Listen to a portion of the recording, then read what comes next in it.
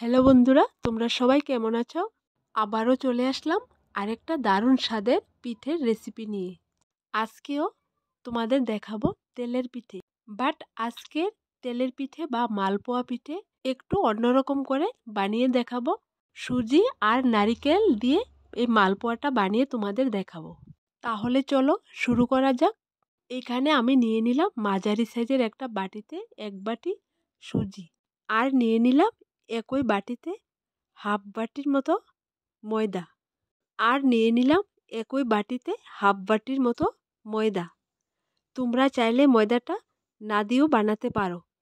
আর দিয়ে দেব 1 বাটির থেকে সামান্য কম চিনি, দিয়ে দেব স্বাদ মতন লবণ। পিঠের ব্যাটারটা আমি উষ্ণ গরম পানি দিয়ে তৈরি করব। এইবার আমি একটু একটু পানি দেব আর একটা হ্যান্ড বিটার দিয়ে সুন্দর করে ব্যাটারটা রেডি করে নেব।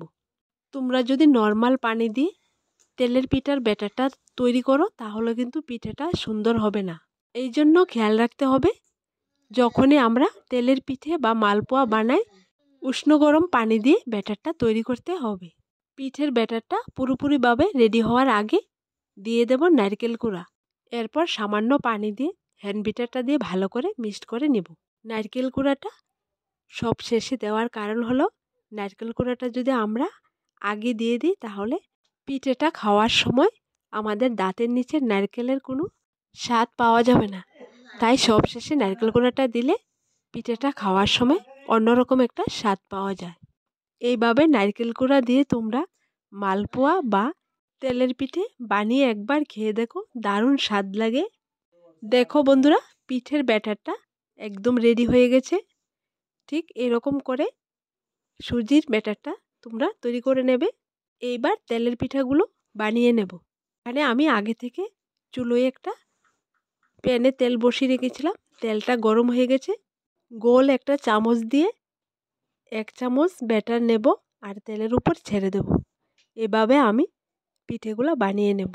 দেখেছো বন্ধুরা, নারকেল কুড়া দিয়েও এত সুন্দর ফুলকো ফুলকো তেলের পিঠে হয়। তাই তোমাদের বলছি, এই অসাধারণ রেসিপিটা দেরি না করে বানিয়ে খেয়ে দেখো। আগের ভিডিওতে আমার চালের গুঁড়া দিয়ে কী করে তেলের পিঠা তৈরি করতে হয় এই রেসিপিটা আছে, তোমরা চাইলে দেখে আসতে পারো।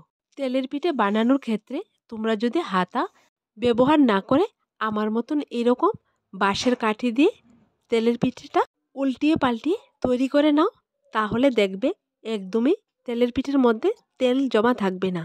তো বন্ধুরা, আমি তোমাদের আরেকটা পিঠে বানিয়ে দেখিয়ে দিলাম। একইভাবে আমি সবগুলা পিঠে বানিয়ে নিলাম।